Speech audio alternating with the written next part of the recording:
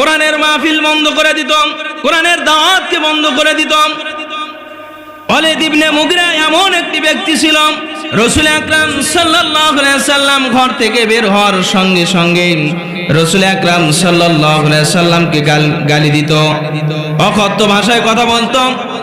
রাসূল আকরাম সাল্লাল্লাহু আলাইহি সাল্লাম মনঃক্ষুণ্ণ হয়ে যখন ঘরে ফিরতেন, আল্লাহ রাব্বুল আলামিন সঙ্গে সঙ্গে ওহী নাজিল করে দিয়ে বললেন, ইয়া রাসূলুল্লাহ, ইয়া হাবিবাল্লাহ, মনঃক্ষুণ্ণ হওয়ার কোনো কারণ নাই, দুশ্চিন্তা করার কোনো কারণ নাই।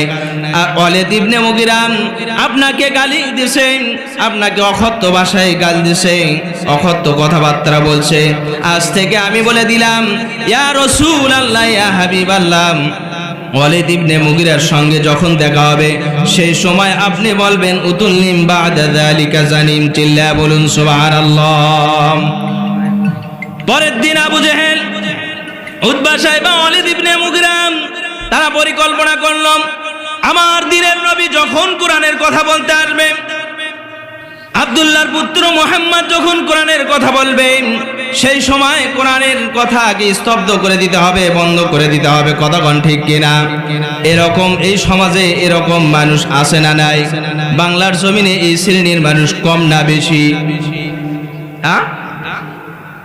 যারা কোরআনের মাহফিলকে বন্ধ করে দিতে চায় তারা হলো আবু জেহেলের উত্তরসূরি, ওয়ালিদ ইবনে মুগিরার উত্তরসূরি। আল্লাহ রাব্বুল আলামিন এই সমস্ত ব্যক্তিদের জন্য কোরআনে কি বলছেন? আল্লাহ তাআলা বললেন, উতুল্লিম বা'দা যালিকা জানিম। আল্লাহু আকবার। রাসূল আকরাম সাল্লাল্লাহু আলাইহি ওয়াসাল্লাম পরের দিন কোরআনের দাওয়াত দিতে গেলেন। এমন সময় ওয়ালিদ ইবনে মুগিরার সঙ্গে দেখা হলো। ওয়ালিদ ইবনে মুগিরা রাসূল আকরাম সাল্লাল্লাহু আলাইহি ওয়াসাল্লামকে অকথ্য ভাষায় কথা বলতে লাগলেন। এমন সময় রাসূল আকরাম সাল্লাল্লাহু আলাইহি ওয়াসাল্লাম কোরআনের আয়াত পাঠ করলেন। সঙ্গে সঙ্গে ওয়ালিদ ইবনে মুগিরা বুঝতে পারলো যে রাসূল আকরাম সাল্লাল্লাহু আলাইহি ওয়াসাল্লাম আব্দুল্লাহর পুত্র মুহাম্মদ কোন কথা বলতে চাচ্ছেন, কোন কথা বলতে চাই, এটা সে পরিষ্কার ভাবে বুঝতে পারলো। তিনি দৌড় দিয়ে মার কাছে চলে গেলেন। মাকে যে বললেন, মা, আব্দুল্লাহর পুত্র মুহাম্মদ কখনো কোনোদিন মিথ্যা কথা বলে না, কখনো কোনোদিন মিথ্যা কথা বলে না। হে আব্দুল্লাহর পুত্র মুহাম্মদ, আজ আমাকে উতুল্লিম বা'দা যালিকা জানিম বলছেন, আমাকে জারদ সন্তান, আমাকে জারদ সন্তান বলছেন। আব্দুল্লাহর পুত্র মুহাম্মদ কখনো কোনোদিন মিথ্যা কথা বলতে পারে না। কতক্ষণ ঠিক কিনা? ওয়ালিদ ইবনে মুগিরার মা চিন্তিত হয়ে গেলেন, চিন্তার মধ্যে পড়ে গেলেন। তিনি চিন্তা করলেন, আজকে সত্যটা প্রকাশ হয়ে যাবে, কারণ আমার সন্তান ওয়ালিদ ইবনে মুগিরা, এই ওয়ালিদ ইবনে মুগিরা কোনো বৈধ সন্তান নয়, কারণ অবৈধ সন্তান। এই কথাটা জেনে দিয়েছে কে? আপনারা কথা বুঝতেছেন না? ওয়ালিদ ইবনে মুগিরা যে অবৈধ সন্তান, এই কথাটা বলে দিল কে? রাসূলের কাছে কার পক্ষ থেকে ওহী আসে? আল্লাহ রাব্বুল আলামিন বলেন, ওয়া মা ইয়ানতিকু আনিল হাওয়া ইন হুয়া ইল্লা ওয়াহয়ুন ইউহা।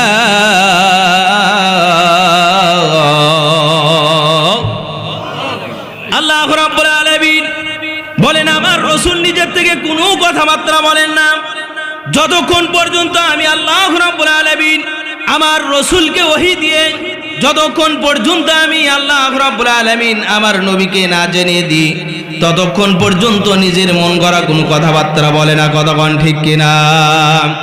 এই জন্য ওয়ালিদ ইবনে মুগিরা তিনি যে জারদ সন্তান, অবৈধ সন্তান, আল্লাহ রাব্বুল আলামিন কোরআনের ভাষায় বলে দিয়েছেন, উতুল্লিম বা'দা যালিকা জানিম। ওয়ালিদ ইবনে মুগিরা কোরআনের শত্রু, ইসলামের শত্রু, দ্বীনের শত্রু, কোরআনকে বাধা দিতে চায়, ইসলামকে স্তব্ধ করতে চায়, কোরআনকে বন্ধ করে দিতে চায়।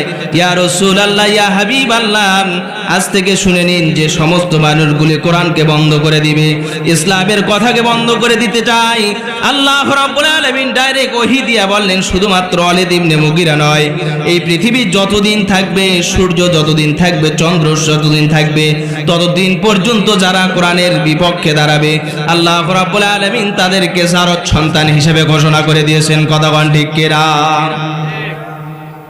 তাদেরকে জারজ সন্তান হিসেবে আল্লাহ রাব্বুল আলামিন পরিচয় করে দিয়েছেন। কারণ এই পৃথিবী যতদিন থাকবে কোরআন ততদিন থাকবে। কথা বলেন ঠিক কিনা? আপনি আমি থাকতেও পারি, নাও পারি, কিন্তু কোরআনের আওয়াজ বন্ধ হবে। আল্লাহ রাব্বুল আলামিন বলেন ইউরিদুনা লিইউতফিউ নূরাল্লাহি বিআফওয়াহিহিম আল্লাহু মুতিম্মু নূরিহি ওয়ালাউ কারিহাল কাফিরুন।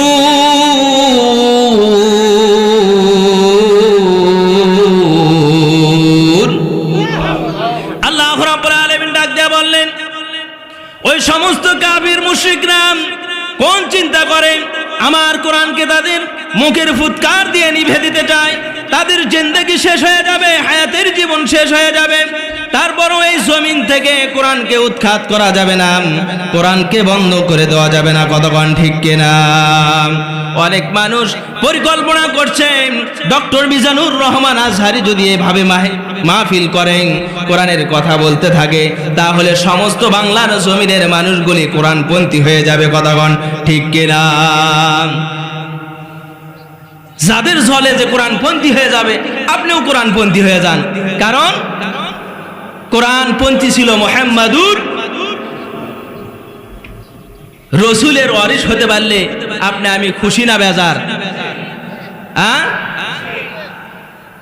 সম্মানিত উপস্থিতি, ইন্নাল উলামা ওয়ারাসাতুল আম্বিয়া, নবীর ওয়ারিস হলো আলেম ওলামারা। নবীর ওয়ারিস হলো আলেম ওলামারা। আলেম কি শুধুমাত্র বড় বড় ডিগ্রি অর্জন করলে আলেম হওয়া যায়? কথা বল না কেন? খালি বড় বড় ডিগ্রি অর্জন করলে কি আলেম হওয়া যায়? যার ভেতরে যতটুক জ্ঞান আছে, ইলম আছে, ততটুক যদি কোনো ব্যক্তি আমল করে, সেই ব্যক্তি হলো আল্লাহর কাছে প্রিয় ইলমদার। কথা বল ঠিক কিনা? সেই ব্যক্তি হলো আল্লাহর কাছে সবচাইতে প্রিয়। কারণ বড় বড় ডিগ্রি অর্জন করে কোনো লাভ নাই। লাভ আছে নাকি? বড় বড় ডিগ্রি, বাইতুল মুকাররমের মসজিদ, তিনিও কিন্তু বড় ডিগ্রিধারী ছিল। কথা বল ঠিক কিনা? কারণ তার চরিত্র ছিল আবু জেহেলের। কথা বল ঠিক কিনা? কোরআন এই দিকটা শোনে, ওই দিকটা বের করে দেয়। এরকম আছে না নাই? অনেক আলেম আছে সরকারের দালালি করতে করতে সরকারের চাইতে বড় হয়ে গেছে। কথা বল ঠিক কিনা? ওর আর পিছনের দিকে তাকানোর কোনো সুযোগ নাই। হাতির মতন, হাতি শালিক শুধু সামনে যায়, পেছনের দিকে আর তাকায় না। কারণ সরকারের দালালি করতে করতে ঘাড় এত মোটা আছে, আর ঘাড় ঘুরতেছে না। কতক্ষণ ঠিক কিনা? কোরআনের বিপক্ষে যারা দাঁড়াবে তাদেরকে পরিষ্কার ভাবে বলতে চাই, আপনারা যারা কোরআনের বিপক্ষে দাঁড়াচ্ছেন, আল্লাহ রাব্বুল আলামিন উতুল্লিম বাদা যালিকা জানিম বলছেন, পৃথিবীর বুকে কোরআনের বিপক্ষে দাঁড়ালে আল্লাহ রাব্বুল আলামিন তোমাদেরকে জারজ সন্তান হিসেবে ঘোষণা করছে। কতক্ষণ ঠিক কিনা? কোন মুসলমান কোরআনের বিপক্ষে কোনো কথা বলতে। সম্মানিত উপস্থিতি, একজন 1 বছর নয়, 2 বছর নয়, 16টি বছর পর্যন্ত বাংলার জমিনের মানুষদেরকে নির্যাতন করছে। মানুষদেরকে কথা বলতে দেওয়া হয় না, মানুষের স্বাধীনতা পর্যন্ত হরণ করা হয়েছে। আমি একজন ইমাম মানুষ, আলেম মানুষ, ছোট্ট মানুষ, এখনো পর্যন্ত সরকারি সমর্থন দিতে পারি নাই। কথা বল ঠিক কিনা? আজও পর্যন্ত সরকারি সমর্থন দেওয়ার সুযোগ হয় নাই। যে স্বৈরাচার ছিল, সেই স্বৈরাচারের সময় আমার সরকারি সিল হয়। কি হয়? হ্যাঁ, সে জায়গা মতন সিল দেওয়া যায়। কারণ সিল দেওয়ার আগেই দেখা যাচ্ছে যে আজ থেকে 20 বছর আগে বাবা মারা গেছে, ওরা শেষ রাত্রে তাহাজ্জুদ পড়ে এসেই সিল মেরে গেছে। হ্যাঁ, এরকম আছে না নাই?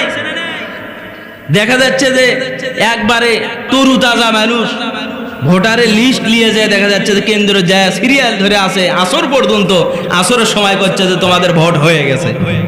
এরকম আছে না নাই? এ কথা কন না কে? এই জন্য বাংলার জমিনের মানুষ জীবন দিতে জানে, ইমান দিতে জানে না। কতক্ষণ ঠিক কিনা?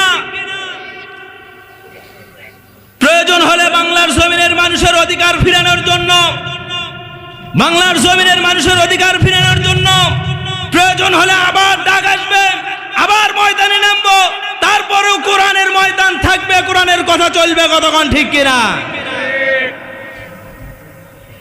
সম্মানিত উপস্থিতি, 15টি বছর গান বাদ্য বাজনার পারমিশন লাগে নাই, লাগছে নাকি? মমতাজ খালা গান বলতে বলতে বলতে বলতে এখন আর লড়তেই পারে না। হ্যাঁ, কিছুদিন পর পর মমতাজ খালার সোশ্যাল মিডিয়ায় কথা ভাইরাল হতো যে এই আলেম সমাজরাই আমাদের এই শিল্পী গোষ্ঠীদেরকে ধ্বংস করে দিল। কাদেরকে ধ্বংস করলো? শিল্পী গোষ্ঠীদেরকে ধ্বংস করলো, চলচ্চিত্রকে ধ্বংস করলো। বলুন তো, ওগুলো কি কোরআনের পক্ষে না কোরআনের বিপক্ষে? ওগুলা শুনলে ইমান বাড়ে না কমে? এই জন্য মুসলমান যেখানে ইমান বাড়ে সেখানে যাওয়ার দরকার আছে না নাই? এই জন্য আমরা কোরআনের পক্ষে থাকব। আমরা চেষ্টা করব বাংলার জমিনে শাহজালাল, শাহপুরান, শাহ মকদম যেভাবে হিন্দুস্তানকে পার করে দিয়ে এই বাংলার জমিনে কোরআনের একটি রাজ কায়েম প্রতিষ্ঠা করছিল, তেমনি ভাবে কিয়ামত পর্যন্ত বাংলার জমিন কোরআন দিয়েই চলবে। কতক্ষণ ঠিক কিনা? আপনারা তো চান নাকি? হ্যাঁ, সম্মানিত উপস্থিতি, এই জন্য আল্লাহ রাব্বুল আলামিন পবিত্র কোরআনের মধ্যে দলের কথা বলছে না বলে নাই? এক নাম্বার বললাম অন্তাকুম মিনকুম উম্মাত। উম্মাত শব্দের অর্থ হলো দল। দল করতে গেলে দলের কিছু ক্যাটাগরি আছে না নাই? দল করতে গেলে দলের নামের দরকার আছে না নাই? দল করতে গেলে দলের অফিসের দরকার আছে না নাই? এরপরে দল করতে গেলে দলের প্রতীক চিহ্নের দরকার আছে না নাই? আল্লাহ রাব্বুল আলামিন বলেন আল্লাহু ইয়াদউ ইলা দারিস সালাম।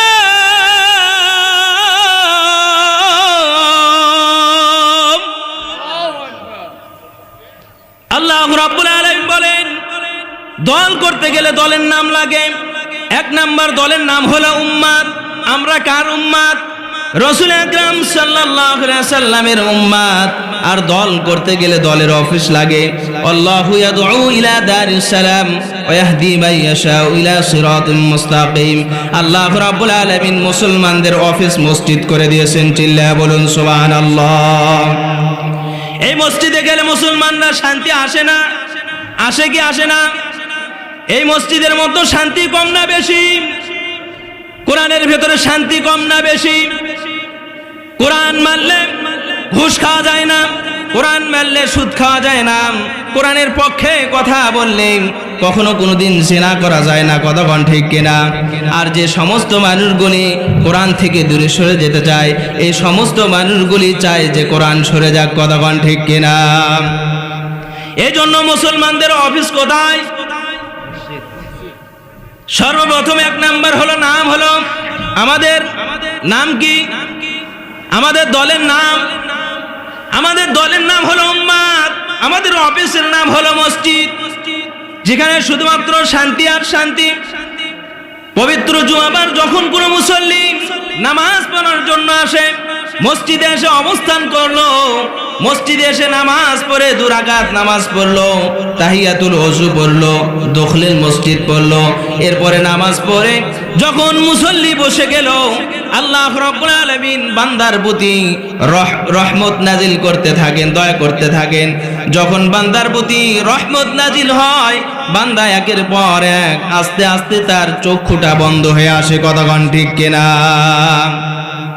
অনেক মানুষ আছে ঘুমের ঔষধ খেলেও তারপরও মানুষের ঘুম হয় না। কিন্তু আল্লাহ রাব্বুল আলামিন মসজিদের ভেতর, মুসলমানদের অফিসের ভেতরে এমন একটি অফিস তৈরি করে দিয়েছেন যে অফিসের মধ্যে বসলেই ঘুম ধরে। কতক্ষণ ঠিক কিনা? সম্মানিত উপস্থিতি, এই জন্য আপনি আমি অফিস খুঁজে পেলাম। এরপরে দলের জন্য, মুসলমানদের জন্য প্রতীক চিহ্ন কি? মান আহাব্বা সুন্নতি ফাকাদ আহাব্বানি ওয়া মান আহাব্বানি কানা মাই ফিল জান্নাহ। রাসূল আকরাম সাল্লাল্লাহু আলাইহি সাল্লাম বলেন, যার চেহারার মধ্যে, যার দেহের ভেতরে, যার আকৃতির ভেতরে আমার রাসূলের আদর্শ খুঁজে পাওয়া যাবে, যার চেহারার মধ্যে আমার রাসূলের সুন্নাহ পাওয়া যাবে, মান আহাব্বা সুন্নতি ফাকাদ আহাব্বানি ওয়া মান আহাব্বানি কানা মাই ফিল জান্নাহ। আমি রাসূল আল্লাহর জান্নাতে থাকব, আমার উম্মতি আমার সঙ্গে আল্লাহর জান্নাতে থাকবে। চিল্লায় বলুন সুবহানাল্লাহ। এই জন্য মুসলমানদের প্রতীক চিহ্ন হলো সুন্নাহ। কথা কোন ঠিক কিনা? এই সুন্নাহ আছে না নাই? হ্যাঁ, এই সুন্নাহ সবাই মানে, কম বেশি সবাই মানে। কিন্তু যে সুন্নাহ আপনার আমার জন্য দৈনন্দিন জীবনে, আপনার আমার দৈনন্দিন পারিবারিক জীবন, রাষ্ট্রীয় জীবন, সামাজিকতার জীবন সব কিছু পরিবর্তন করে দিবে, সেই সুন্নাত একটাই চালু নাই। শুধুমাত্র যদি কোরআন দিয়ে পার্লামেন্ট চলতো, কোরআন দিয়ে যদি পার্লামেন্ট চলতো, আইন চলতো, শাসন চলতো, তাহলে অবশ্যই দৈনন্দিন মানুষের জীবনের পরিবর্তন ঘটতো। কতক্ষণ ঠিক কিনা? কিন্তু কোরআন দিয়ে সব চলে, কোরআন দিয়ে পার্লামেন্ট চলে না।